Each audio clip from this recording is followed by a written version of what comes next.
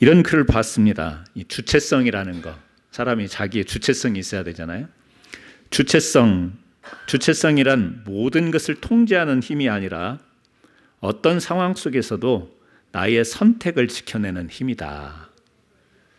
그러니까 내 안에 있는 이 주체성이라는 것은 내가 생각하고, 내가 마음먹고, 내가 계획하고, 내가 실행하고, 내 이 주체성에 따라서 그렇게 할 수 있는 거잖아요.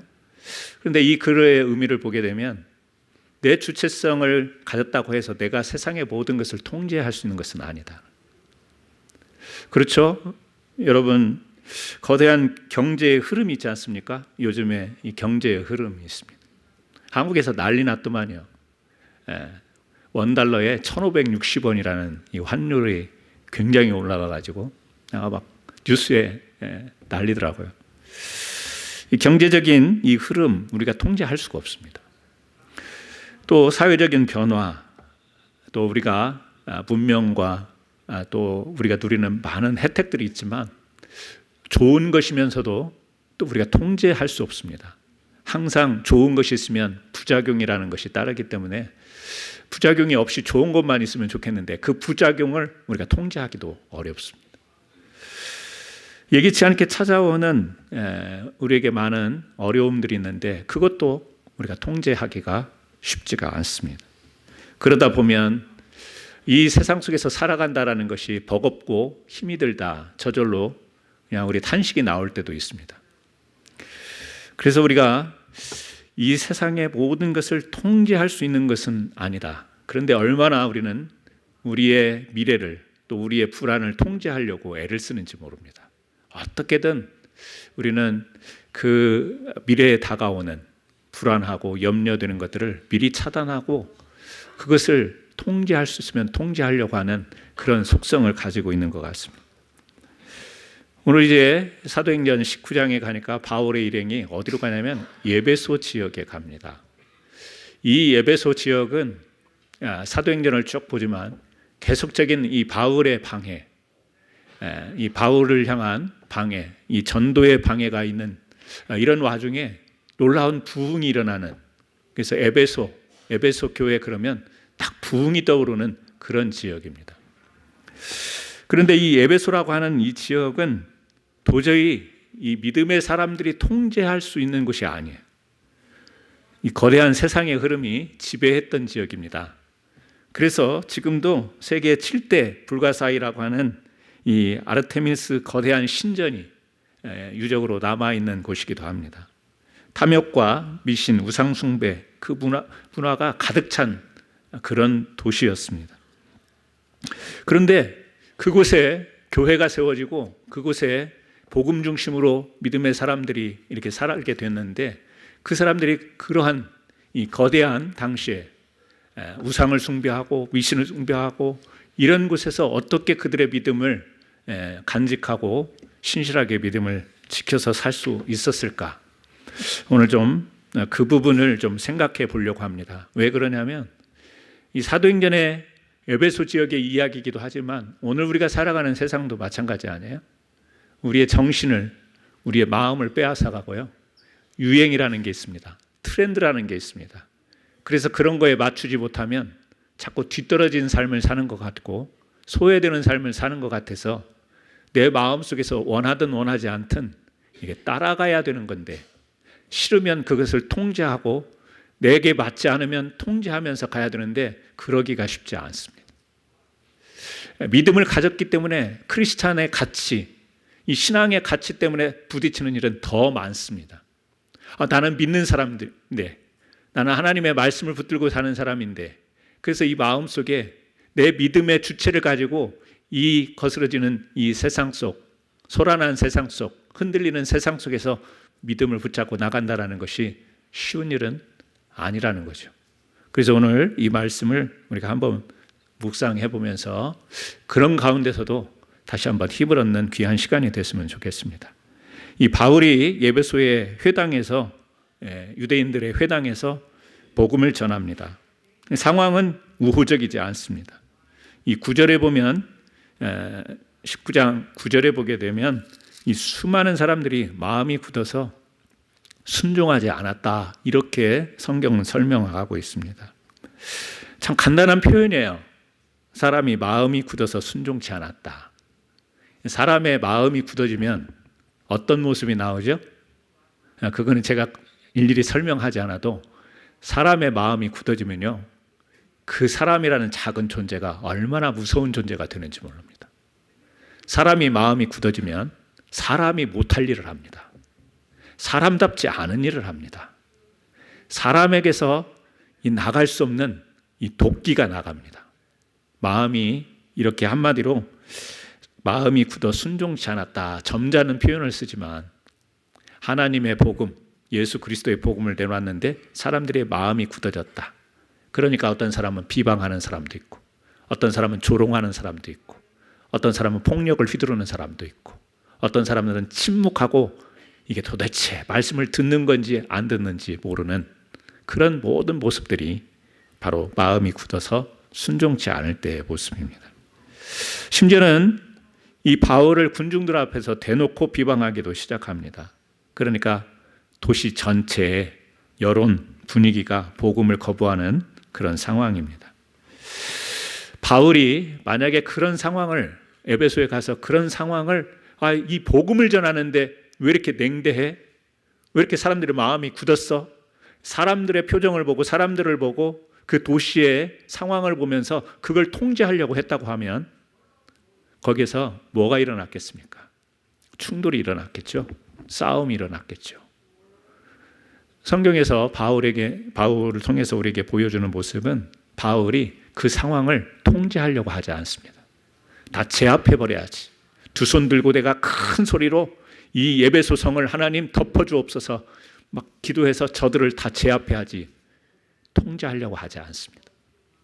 간혹 우리 기독교에서 또 아니면 다른 종교에서 어느 특정한 지역 선교지로 보거나 아니면 또 불신의 세력들을 보면서 하나님 저들을 내용적으로 보면 통제해달라고 막 두 손 들고 그렇게 기도하는 그런 열정을 보이는 모습들이 있습니다.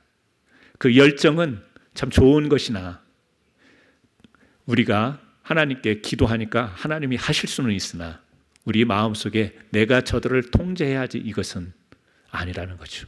될 수도 없으며 그렇게 가지도 않는다는 거죠.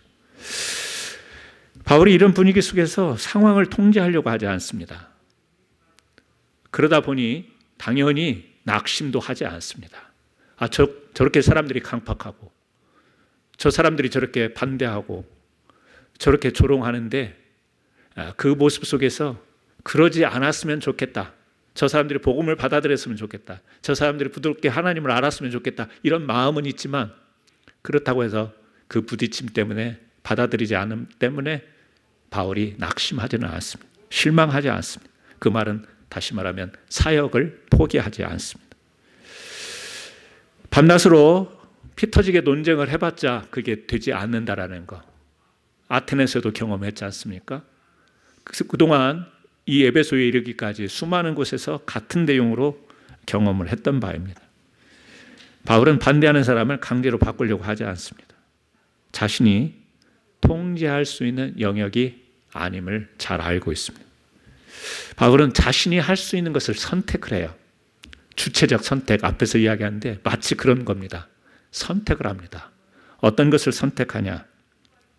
제자들을 따로 세워서 두란노 서원이라고 하는 그곳에서 매일 말씀을 강론합니다.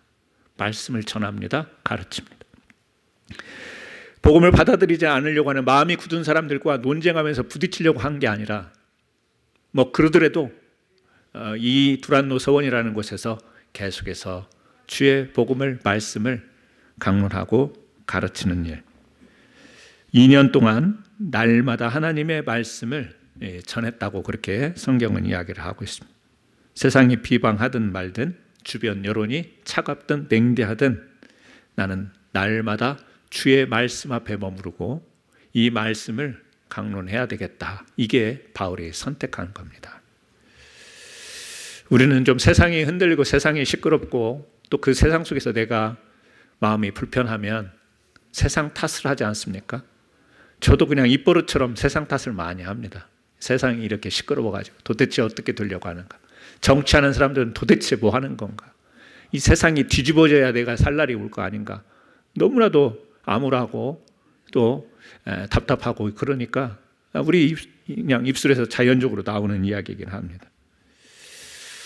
그런데 여러분, 사실은 환경이 우리를 흔드는 게 아니고요. 물론 외적인 상황과 환경이라는 것은 존재하죠.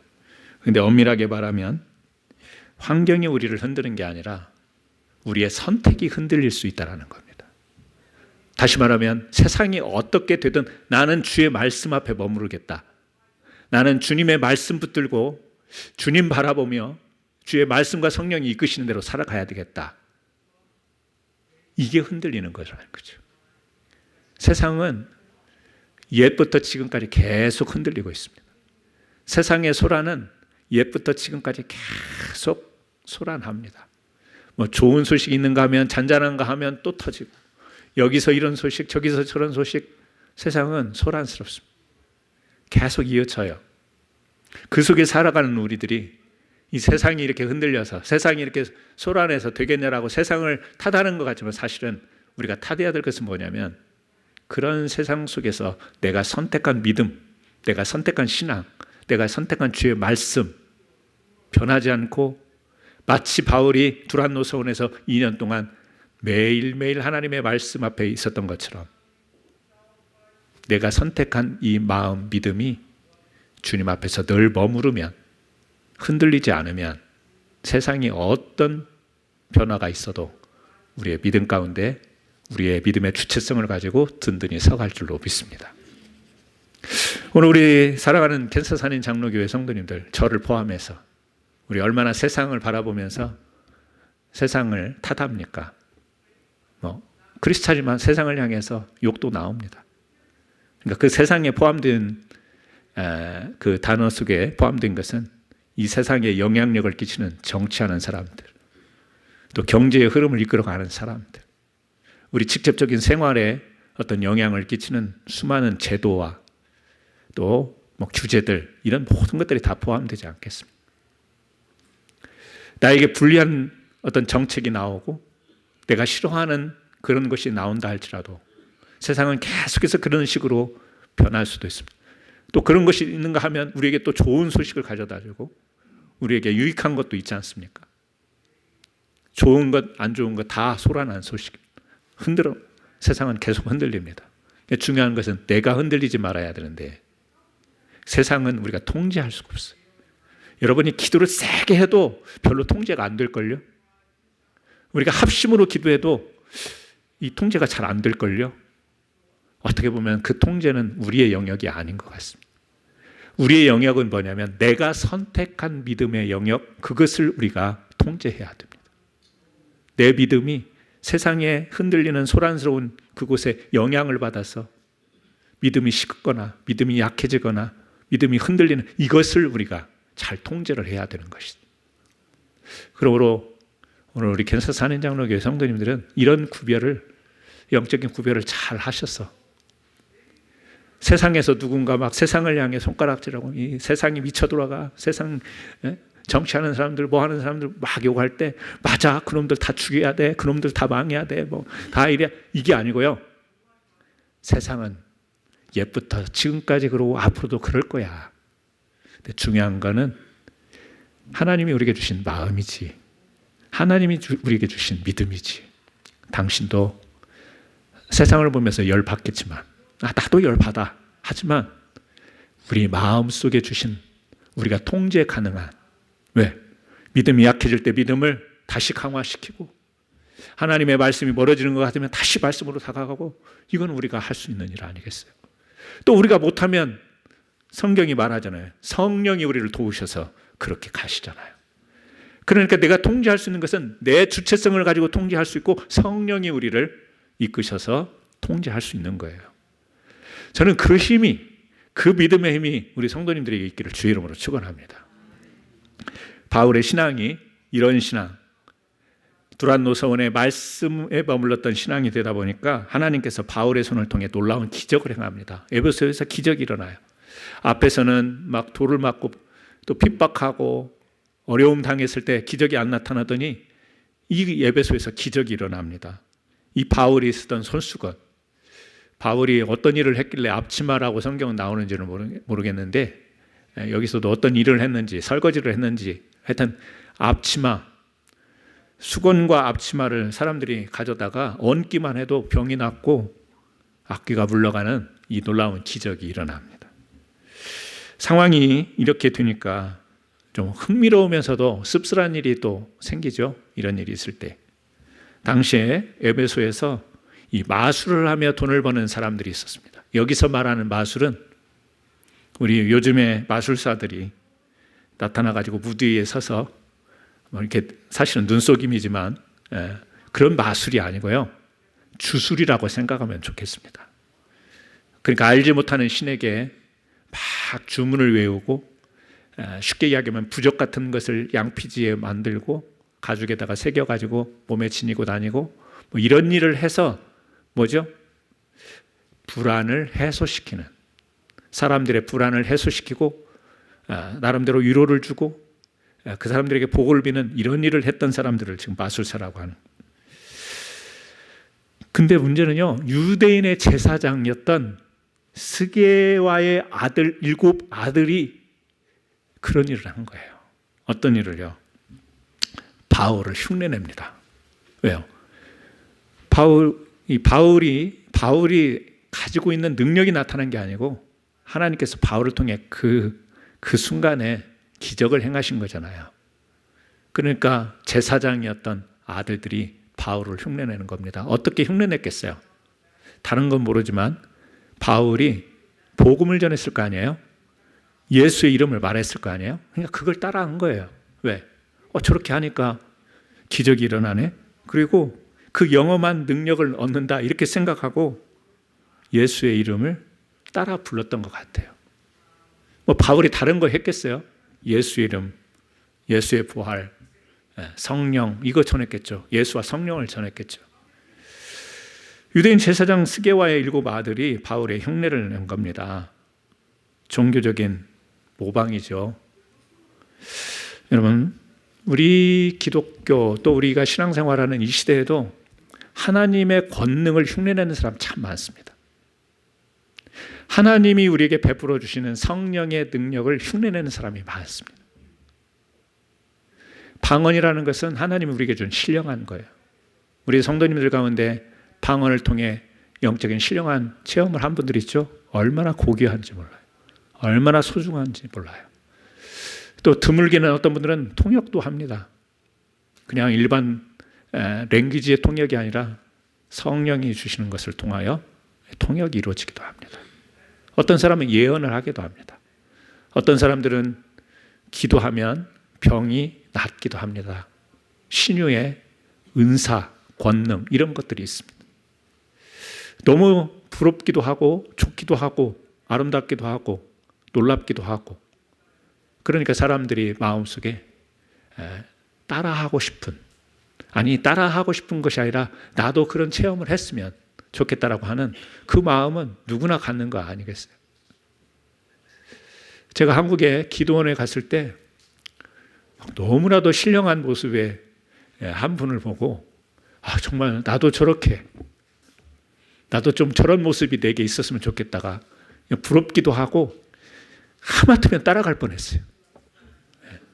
너무 부러우니까 좋아 보이니까 다른 욕심이 아니라 그냥 영적인 일이고 믿음 안에 있지만 그것도 부러워 보이고요. 믿음 안에 있지만 따라서 해보고 싶고 그래요. 그런 거예요. 그런데 하나님의 권능, 성령의 권능을 모방하고 따라하다 보면 그 안에 숨겨졌던 마음은 뭐죠? 나라는 사람도 이런 권능이 나도 이렇게 신령한 사람이야. 나도 이런 신령한 체험을 한 사람이야. 라고 하는 뭐가 드러나나요? 그 신령한 권능을 통해서 하나님의 영광이 드러나는 게 아니라 나라고 하는 존재가 내가 이렇게 세상에서도 능력 있는 삶을 살지만 신앙 안에서도 이런 파워를 가지고 있는 사람이야. 이게 은근히 올라와요. 처음에는 그게 아니에요. 그냥 순수하게 부럽고 좀 뜨거운 체험하고 싶고 더 깊은 기도하고 싶고 더 깊은 찬양도 하고 싶고 그런 마음으로 시작했는데 막 하다 보면, 접하다 보면 슬며시 올라오는 게 뭐냐면 나라는 존재도 이게 우리가 참 약해요. 우리는 그거 다 아는데 넘어가지 않습니까? 아는데 실수하지 않습니까? 뻔히 보고도 우리가 실수하지 않습니까? 우리 사람의 마음이 그런 것 같습니다. 흉내내는 권능은요, 권능이 아닌 거예요. 모방하는 권능은 권능이 아닙니다. 권능처럼 볼 수 있어요. 그래서 막 부흥회나 이런 집회에 가보면 우스갯소리들이 많이 있잖아요. 서당계 3년이면 풍어를 읊고 주방에 무슨 강아지는 3년이면 라면을 끓이고 별의별 이야기들이 많이 있지 않습니까? 목회를 하다 보니까 제가 정확히 맞는 건 아니지만 대충 보여요. 부흥회 가서 부흥회 분위기가 뜨겁지 않습니까? 연합 집회 같은 데 가보면 뜨겁습니다. 그래서 막 기도하고 예배하고 또 그 예배하는 가운데 성령이 임하고 성령이 임하니까 그런 역사가 일어나는 건 하지만 근데 간혹 보면 따라하는 사람들이 있어요. 다시 말하면 정말 그 사람에게 성령이 터치가 안 되는데 그 분위기에 휩싸여서 막 따라하는 사람들이 있습니다. 저는 그게 큰 무슨 죄거나 잘못이라고 생각은 안 합니다. 저는 그렇게 막 정죄하고 싶은 마음이 없어요. 왜? 전에 나도 그런 마음을 가져봤다니까요. 기도원에 갔는데 그 제일 앞에 앉은 사람 막 나도 그렇게 따라하고 싶더라니까요. 똑같이 됐으면 좋겠더라고요. 그러니까 우리 마음이에요. 하지만 이제 그런 것을 우리가 생각하고 묵상하는 사람들은 이제 조금 구별해내야 되죠. 이게 신앙 안에 있는 내 욕망인지 아니면 자연스럽게 하나님께 맡겨서 하나님이 나를 이끌어 주시는 성령의 역사인지. 근데 이 정도는 우리가 구별을 하니까. 근데 보면 좀 안타까워. 그러다가 보면 심한 사람도 있어요. 근데 실제 제가 그런 적이 있어요. 한국에서. 그때는 목사도 아니고 전도사였는데 막 기도 목사님들이 이렇게 안수하고 다니잖아요. 이제 전국 집회니까. 목사님들 뒤에 따라가면서 저는 머리에다가 손을 얹고 기도를 못하고 등에다가 이렇게 이제 손을 얹고 전도사니까 기도를 해. 근데 너무 가짜 같아. 그래서 내가 등짝을 한 대 탁 치고 지나갔다니까요. 그 사람은 내가 안찰한 줄 알 거야. 자기를 위해서 기도한 줄 알 거야. 근데 얄미워가지고 툭 치고 간 적이 있어. 그것도 제가 잘못한 건 잘못한 것이죠. 그때는 제가 정말 철이 없었으니까. 여러분, 우리 신앙이라는 것이 기도, 찬양만이 아니라 실제 삶의 모습 속에서 거룩함 따라하기, 거룩함 모방하기의 삶이 되면 안 될 줄로 믿습니다. 우리의 삶을 우리가 통제하는 것 같지만 아까도 말했지만 통제를 해야 되는데 이게 쉬운 일이 아니에요. 부러워 보이고 선해 보이고 행복해 보이면 우리가 쉽게 따라가기 쉬워요. 모방하기 쉽습니다. 더군다나 거기에 플러스 뭐가 있나요?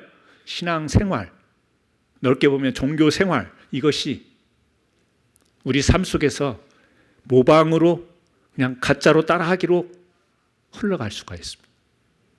그래서 실제는 교회 와서 예배 드리는 모습, 이 모습 속에 가짜가 있겠습니까? 가짜가 있더라도 이곳에 머물 때 하나님이 우리와 함께 해서 우리의 마음을 변화시켜 주실 거라고 생각하는데 실제 우리의 삶도 마찬가지죠. 여러분 하루의 삶이, 일주일의 삶이 여러분 마음에 딱 그냥 일주일 삶이 만족한다 이런 분 계신가요? 일주일 삶이? 일주일 삶 나는 내 마음에 딱 들어. 내 삶이지만 내 시간이지만 딱 마음에 들어. 되나요? 잘 안 되지 않습니까? 토요일 날 아침 기도회가 있고 주일날은 예배가 있으니까 될 수 있으면 일찍 자야 되는데 왜 그렇게 금요일 저녁이면 왜 그렇게 토요일 저녁이면 뭔 일이 생기는지 몰라요. 새벽 3시, 4시까지 못 잘 때가 있습니다. 죄송하지만 내가 말씀을 준비하면서 그러면 얼마나 좋겠어요. 그런 게 아닐 때 짜증나요. 왜 이 시간이 지금 잠을 푹 자고 주일날 힘있게 설교를 해야 되는데 내가 왜 그렇게 이 시간까지 막 이래야 되지? 막 짜증이 난다고요. 통제가 안 되는 거예요. 내 시간이. 잠자는 시간마저 통제가 안 돼요. 일주일 삶 속에서 내 마음에 딱 와닿는 삶이 잘 안 돼요. 결국은 우리는 나의 노력도 필요하고 부단한 내 주체성을 가지고 노력도 하고 우리를 기도하는 사람들이잖아요. 여러분 아침에 늘 기도하시잖아요. 또 생활 가운데 기도하시잖아요. 그 기도가 뭐예요? 하나님이 이끄시는데 내가 순종할 수 있는 마음을 열어놓는 게 기도지 않습니까? 성령님이 인도하실 때가 있잖아요. 그것을 내가 내어놓을 수 있는, 순종할 수 있는 이것. 이게 참 소중한 것 같습니다. 저는 우리 성도님들이 겉만 행복한 모습으로 살아가지 않았으면 좋겠습니다. 겉만 행복해 보여도 조금 기분이 좋잖아요. 행복하잖아요. 오늘은 좀 단장을 하고 예쁘게 좋은 옷을 입고 거울 앞에 서면 기분이 좋을까요? 나쁠까요? 좋습니다. 기분이 좋습니다. 제가 살이 많이 빠져서 한 30파운드 빠졌으니까 많이 빠진 거예요. 한국에서 비싸게 주고 비싸게 제가 비싸봤자 비싼 것도 아니지만 비싸게 주고 아끼면서 잘 안 입었던 양복을 딱 입었는데 어깨가 이만큼 나와요. 바지가 360도 돌아가요. 그럼 거울 앞에 섰더니 참 기분 안 좋더만요. 양복 다 버리게 됐잖아요. 이게 최근에 산 양복이에요. 부럽죠? 뭐가 부럽겠어. 맞잖아요. 제 몸에. 이제 이 줄어든 몸에 맞으니까 사람이 갑자기 자신감이 생겨요. 거울을 보니까 그냥 막 이러죠. 막 옷이 너무 커가지고 헐렁할 때는 그 안에도 몸이 오그라들었는데 더 몸이 오그라들어요. 초라해 보이고 추접해 보이고 그래요. 겉모습만 봐도 우리 마음이 흔들려요. 겉모습만 봐도. 겉도 중요한데 근데 우리 속사람과 실제 삶을 통해서 한번 보세요. 얼마나 위축되는지 몰라요. 또 얼마나 자신만만해지다가 교만해지기도 해요. 막 너무 잘 될 때는 심지어 교만하기까지 해져 갑니다.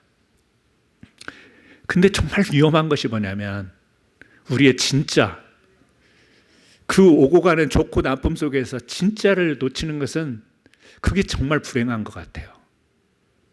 사람이 낮아지는 때도 있고 올라갈 때도 있고 있을 때도 있고 없을 때도 있고 이게 잠언서의 내용 아니에요?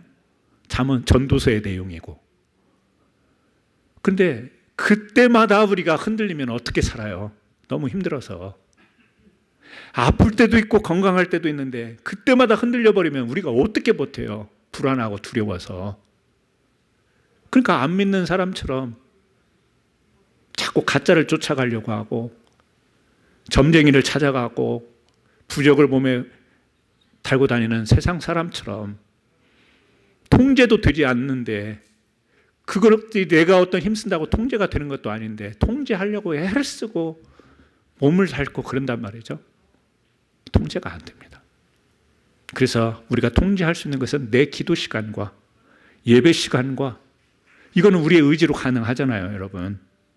여러분의 예배를 드리는 이 시간은 여러분이 통제가 가능해요. 여러분들이 주님 앞에 정말 가질 수 있는 시간은 통제가 가능해요. 그리고 그 속에서 성령님이 우리를 어떻게 하나요?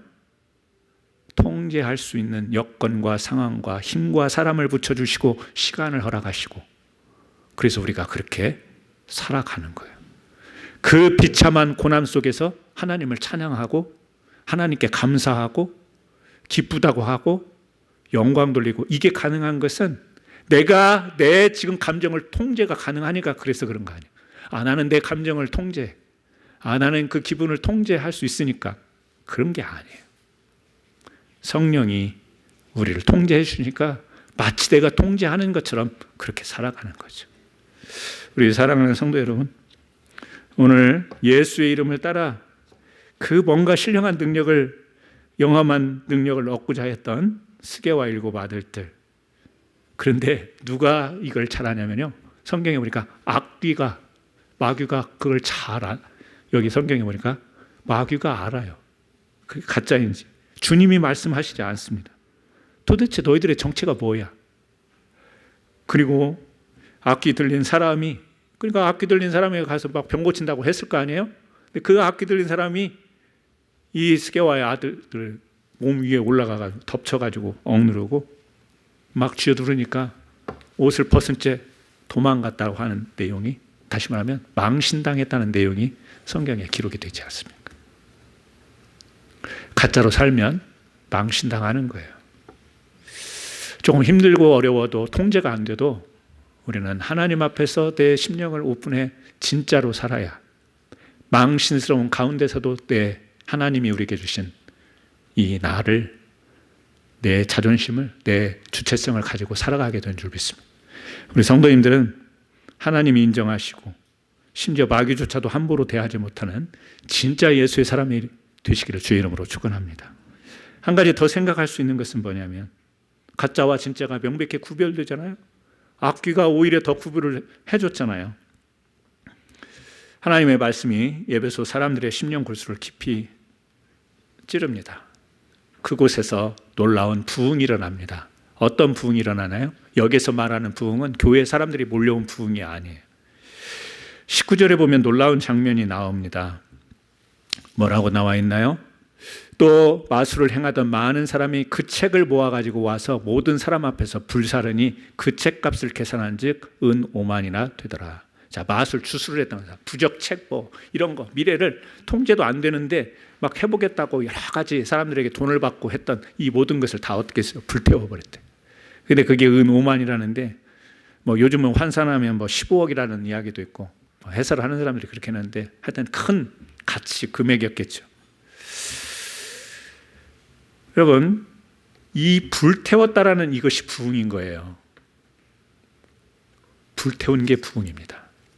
지난날에 불확실한 통제도 안 됐던 그 불안한 미래를 사람의 힘으로 해보겠다고 하는 것을 불태운 것이 부흥인 줄 믿으시기 바랍니다. 자, 부흥을 한번 다시 생각해 봐요. 저는 우리 성도님들에게 개인적인 부흥들이 일어났으면 좋겠고 우리 교회의 부흥이 일어났으면 좋겠고 우리 캔서스의 부흥이 일어났으면 좋겠습니다. 당연히 우리 교회에 많은 사람들이 오는 것 당연히 부흥이니까 그런 부흥도 기도하고 바랍니다. 그런데 실제 삶에 들어가서 우리의 부흥은 뭐냐면 여러분이 통제할 수 없는 것에 너무 애달는 것을 불태워버리세요. 그게 부흥이에요. 안 되는 걸 잡고 거기에다가 막 소망을 걸고 거기에다가 소원을 걸고 거기에다가 희망을 가지고 고문당하는, 요즘에 그런 말 잘 하더만요. 희망 고문. 안 되는데 계속해서. 고시생 있잖아요. 고시생. 지금 목사님이 되셨는데 저희 청년 때 제가 24살 때 그분이 32살이었어요. 그러니까 하여튼 고시를 계속 행정고시를 공부하는데요. 계속 떨어져요. 보통 공부하는 사람들이 미연 때문에 그만 못 두잖아요. 이분이 17수를 했어요. 그러니까 주변에서 다 말렸어요. 그러지 말고 왜? 그 사람의 실력을 평가절하하고 싶은 건 아니지만 안 돼. 어쨌든 안 돼. 근데 이 사람은 희망 고문이야. 언젠가는 내가. 고시생들이 그 병들이 있는 것 같아요. 그러다가 이제 목사님의 권유로 신학교로 가서, 저는 지금 생각하면 그래서 신학교 가는 건 별로 안 좋은 것 같아. 그냥 떨어지다. 저같이 1차에 합격해야지 신학교. 그렇게도 하나님이 부르실 수 있죠. 방법은. 그렇게도 부르실 수 있는데 희망 고문이라는 게 있지 않습니까? 저는 우리의 부흥이 이런 부흥도 있었으면 좋겠어요. 뭐냐면 내가 통제할 수 없는 것을 자꾸 해보겠다고 부딪히는 것을 그냥 내려놓는 거. 과감히 내려놓고 정말 내가 할 수 있는 것은 뭐냐면 하나님이 나를 통제할 수 있다는 것을 오픈해서 뭐든지 말씀과 성령이 이끌어 가시면 제가 순종하겠습니다 라고 하는 그 마음의 통제를 주님 앞에 가지면 여러분, 하나님이 에베소의 부흥, 두란노의 부흥을 우리에게 주시지 않겠습니까? 이런 부흥을 기대합니다. 그리고 우리 성도님들에게 정말 말씀과 성령이 교회의 단순한 표어가 아니라 실제 우리의 통제하는 힘이 되고, 우리가 너무 버겁고 힘들 때에 말씀과 성령이 우리를 이끄셔서, 제가 우리 성도님들 가정 기도하다 보면 가정마다 기도 제목 없는 가정 없잖아요. 가장 절실하게 느껴지는 것이 가족을 위한 기도더라고.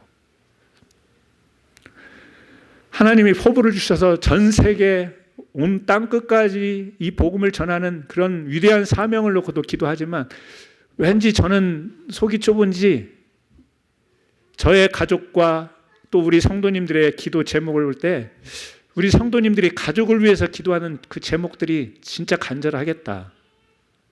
진짜 절실하겠다. 근데 가족이 우리 남편이 우리 아내가 내 아들과 딸이 내 마음대로 안 되잖아요. 뭐 그들을 어떻게 통제하겠다라는 건 아니지만 그들의 삶을 좀 도와주고 싶어도 내가 안 되는 게 있어요. 내가 저들의 삶에 조금이라도 힘이 되어줬으면 좋겠는데 그것도 안 되는 것도 있어요. 통제가 안 된다라는 것을 너무 비참하게 겪을 때가 있어요. 가까운 가족 옆에서.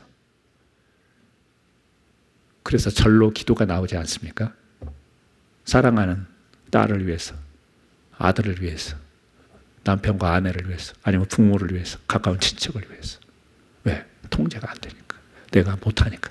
어느 정도까지는 도와줄 수 있고 어느 정도까지는 힘이 되어주지만 안 되니까.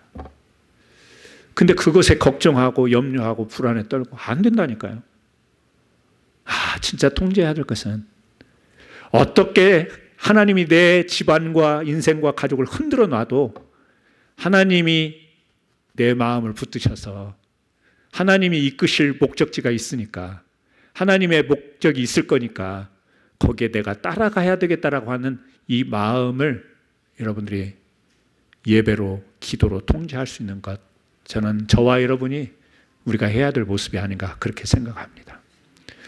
그런 믿음을 통해서 흔들리는 세상 속에서 여러분의 삶이 신앙이 흔들리지 마시고 세상이 앞으로 더 흔들릴 겁니다. 소란할 겁니다. 그 속에서도 든든히 주의 부흥을 기대하는 귀한 저와 여러분 되기를 주의 이름으로 축원합니다. 우리 같이 한번 기도하겠습니다. 오늘 들은 말씀을 통해서 소란한 세상 그러나 흔들리지 않는 나라, 흔들리지 않는 나, 믿음의 세계 되게 해달라고 우리 같이 한번 짧게 기도하겠습니다. 기도합니다. 하나님 아버지, 우리가 살아가는 세상 속에서 듣는 뉴스와 소식들은 너무나도 복잡하고 소란하고 또 앞날이 불투명하며 도대체 세상이 어떻게 될 것인가 우려스러운 일들을 많이 접합니다. 그런 세상을 보면서 세상을 탓하기도 하고 염려해보지만 그렇다고 해서 우리의 바람처럼 되어져 가는 세상도 아닌 것 같습니다. 하지만 우리가 분명하게 고백하는 것은 이 세상의 주권자는 하나님이십니다. 그래서 하나님이 통제하실 수 있고 이끄실 수 있습니다. 그래서 그 하나님 앞에 우리가 할 수 있는 것은 우리의 마음을 주님 앞에 내어드리는 것, 그것은 우리가 통제할 수 있는 것인 줄 믿사오니 오늘 또 하나님 우리의 마음을 통제하여 이 예배 자리에 왔고 우리의 마음을 통제하여 주님께 찬양하고 기도하는 이 시간 주님이